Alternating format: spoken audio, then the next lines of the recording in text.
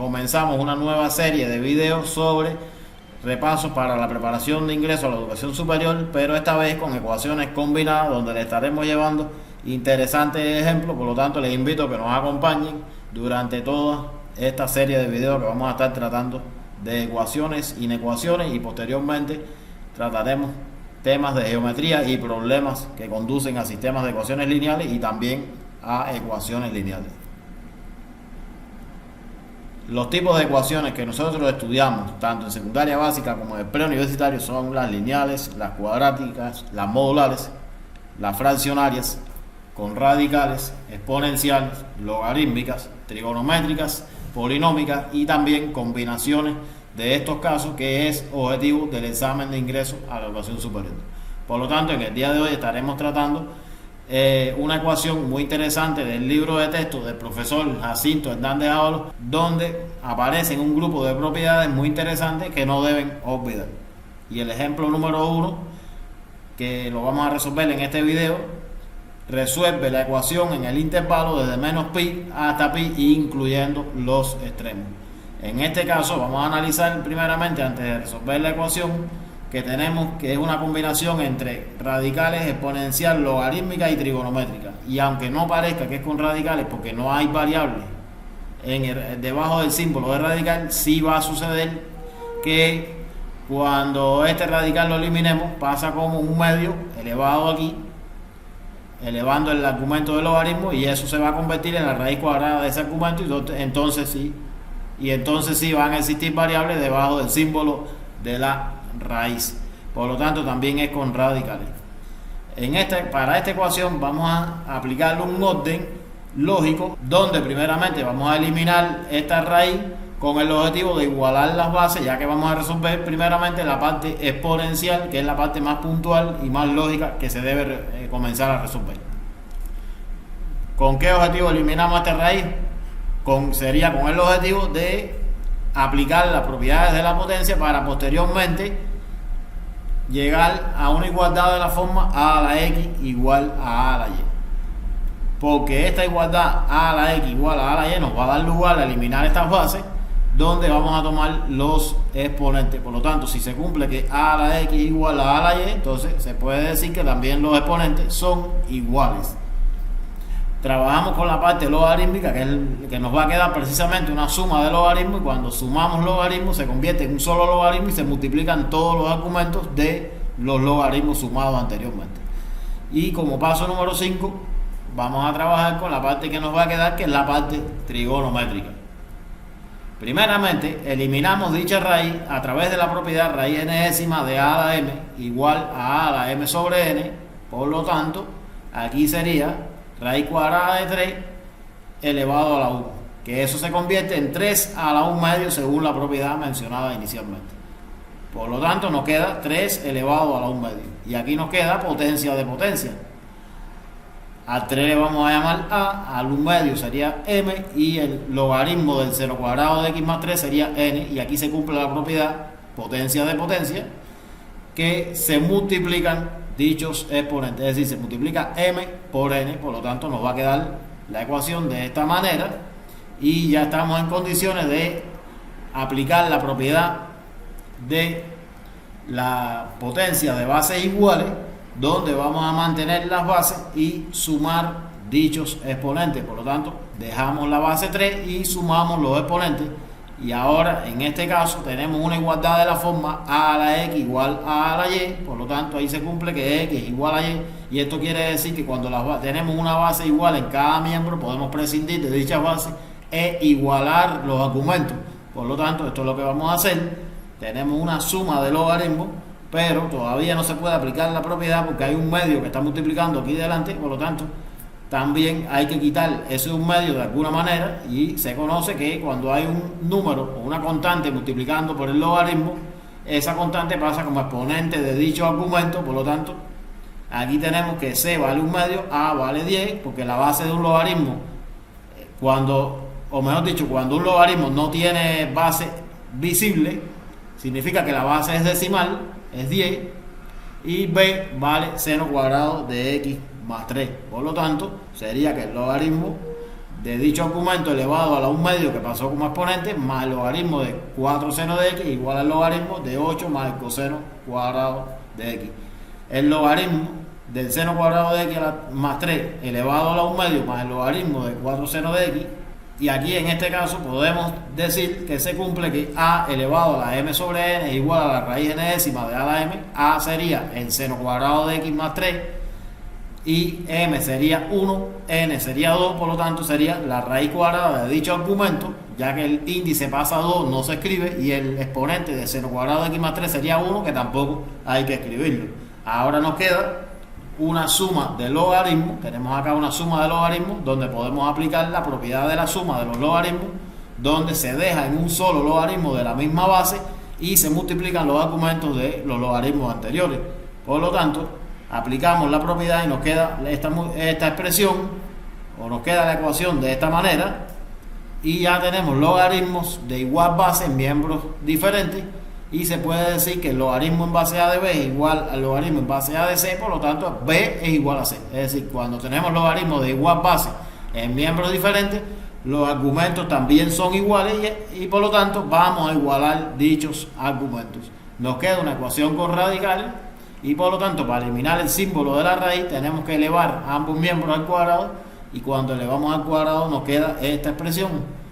Por lo tanto, aquí lo que se hizo es que se elevó la raíz y sale radicando, y aquí se eleva el 4, nos queda 16, y seno de x se eleva al cuadrado y nos queda seno cuadrado de x. Por lo tanto, aquí tenemos una suma, o sea un binomio de la forma a más b cuadrado, y se eleva primero al cuadrado más el duplo del primero por el segundo más el cuadrado del segundo. 8 al cuadrado es 64, el duplo de 8 es 16, 16 multiplicado por el coseno cuadrado de x sería 16 coseno cuadrado de x, y coseno cuadrado de x elevado al cuadrado sería coseno a la 4 de x. En este caso vamos a aplicar la siguiente identidad, que sería el coseno cuadrado de x igual a 1 menos el seno cuadrado de x, ya que en mi caso voy a transformar el coseno cuadrado en seno cuadrado. Ustedes también pueden transformar el seno cuadrado en coseno, pero bueno, escogimos esta vía y vamos a continuar. Por lo tanto, nos queda, antes de aplicar las identidades, aquí multiplicamos el 16 por el seno cuadrado, que sería 16 seno a la 4 de x, y 16 por 3 sería 48, y por el seno cuadrado de x. Ahora simplemente sustituimos el coseno cuadrado de x por 1 menos el seno cuadrado, y aquí en este caso, para no confundirnos, porque se podía haber hecho directo, el coseno a la 4 de x se puede transformar en coseno cuadrado de x y sacamos el exponente 2 para afuera, para que no exista confusión a la hora de sustituir, porque también vamos a transformar o vamos a sustituir ese coseno cuadrado por su valor, sería 1 menos el seno cuadrado, y nos queda ya de esta manera. Entonces, después de multiplicar el 16 por 1 sería 16, 16 por el menos seno cuadrado de x sería menos 16 seno cuadrado de x. Aquí sería un binomio de la forma a menos b cuadrado, porque aquí el 1 menos el seno cuadrado está elevado al cuadrado, por lo tanto aplicamos primero al cuadrado más el duplo del primero por el segundo más el cuadrado del segundo. 1 al cuadrado es 1, el duplo de 1 es 2 por menos seno cuadrado de x sería menos 2 seno cuadrado de x, y seno cuadrado de x por seno cuadrado de x sería seno a la cuarta o seno a la 4 de x. Por lo tanto, ahora, como que es una ecuación polinómica, podemos igualar a 0 y vamos a reducir todos los términos que son semejantes. Aquí vemos que 16 seno a la 4 de x es semejante con el menos seno a la 4 de x, y tenemos también que estos tres términos semejantes, como son 48 seno al cuadrado de x, 16 seno cuadrado de x y 2 seno cuadrado de x. Reducimos dichos términos semejantes y nos queda este trinomio. Ahora podemos ver claramente, y a pesar de que no es obligatorio, sí sería recomendable que busquen un máximo común divisor entre esos coeficientes para trabajar con valores más sencillos. Ya vuelvo y repito, no es obligatorio, pero en este caso sería 3 ese máximo común divisor. Por lo tanto, dividimos todos los coeficientes entre 3 y nos queda el trinomio un poco más sencillo. Y ahora vamos a aplicar la regla de Ruffini extrayendo los coeficientes. En el primer caso, el exponente 4 le corresponde un coeficiente de 5, después le sigue el exponente 3 que no existe, por lo tanto se coloca un 0, después sigue el exponente 2 que el coeficiente es 22, después le sigue el exponente 1 que no existe, por lo tanto se escribe un 0 en su lugar y después el término independiente que es menos 27. Por lo tanto, aplicamos la regla de Ruffini de la siguiente manera: bajamos el primer término y vamos a multiplicar por uno de los divisores de menos 27, que pudiera ser perfectamente menos 1, ya que este divide a cualquier número. 5 por menos 1, menos 5, 0 menos 5 es menos 5, menos 5 por menos 1 es 5, 22 más 5 es 27, 27 por menos 1 es menos 27, 0 menos 27 es menos 27, menos 27 por menos 1 es 27 y menos 27 más 27 es 0. Ahora pudiéramos seguir aplicando la regla de Ruffini, ya que lo propicia. Bajamos nuevamente el primer coeficiente. Ahora probamos con 1. 5 por 1 es 5, menos 5 más 5 es 0, 0 por 1 es 0, 27 más 0 es 27, 27 por 1 es 27, menos 27 más 27 sería 0. Y ahora tenemos algo interesante, ya que lo que obtenemos de dicha descomposición, en este caso este menos 1 nos aporta un seno de x más 1, este 1 nos aporta un seno de x menos 1, y aquí esto nos aporta un 5 seno cuadrado de x más 27, que al final no tiene solución, pero sería parte también de la factorización de dicha ecuación. Por lo tanto, la ecuación nos queda de esta manera. Igualamos a 0 cada factor. En este caso, el 5 seno cuadrado de x más 27 igual 0 no nos aporta ninguna solución, ya que el 27 pasaría negativo, el 5 pasa dividiendo y tendríamos que hallar la raíz cuadrada de un valor negativo. Por lo tanto, eso no se puede calcular en el dominio de los reales. Seno de x más 1 igual 0 nos aporta un seno de x igual menos 1, y seno de x menos 1 igual 0 nos aporta un seno de x igual a 1. Ahora, recordando que las coordenadas trigonométricas son coseno, punto y coma, seno, eso sería lo mismo decir x, punto y coma y, lo que llevado a coordenadas trigonométricas sería coseno de x, punto y coma, seno de x.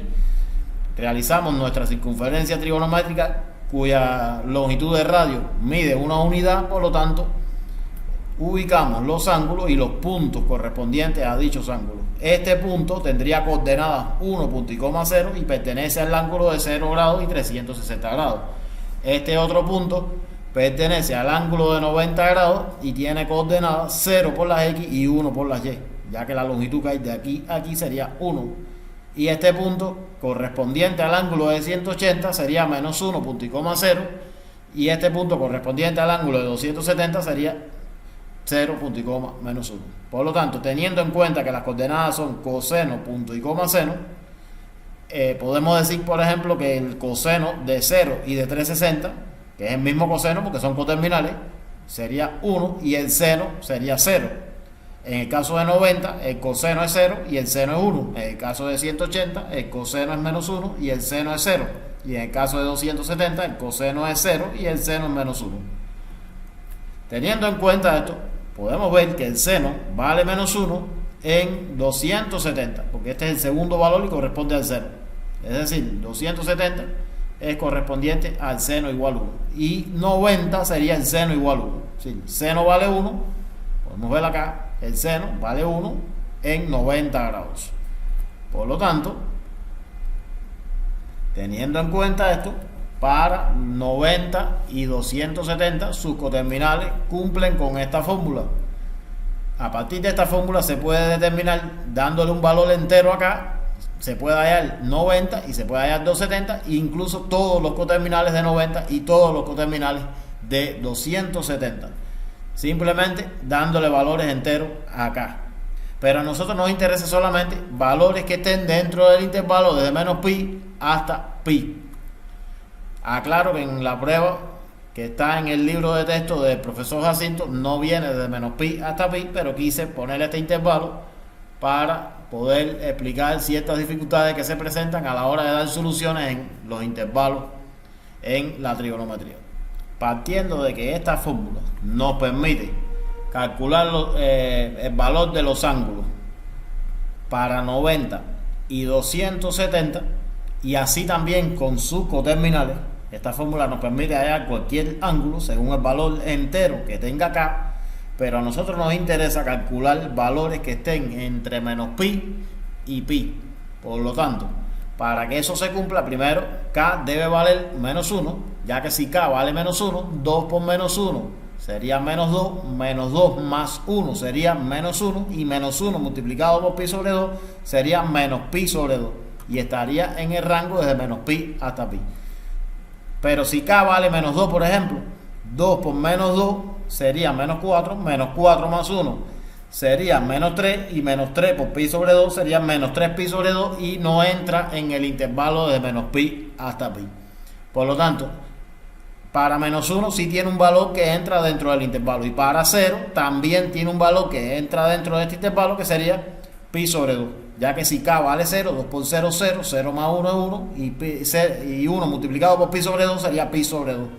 Por lo tanto, y podemos decir también que K vale 1, pero no va a entrar el valor dentro del intervalo, porque si K vale 1 sería 2 por 1, 2 más 1, 3, y 3 por pi sobre 2 serían 3 pi sobre 2, serían 270, y no entra en el intervalo desde menos pi hasta pi.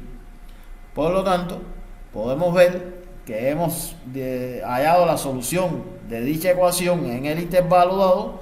Y bueno, hasta aquí. Espero que este video haya sido útil. Si de verdad les está sirviendo esta serie de videos que estamos haciendo con un gran esfuerzo, porque lleva tiempo y mucho trabajo, que me lo agradezcan suscribiéndose al canal, dándole like a los videos y comentando, para que el algoritmo de YouTube los posicione y llegue a más personas, y así esa es mi manera de recibir su agradecimiento.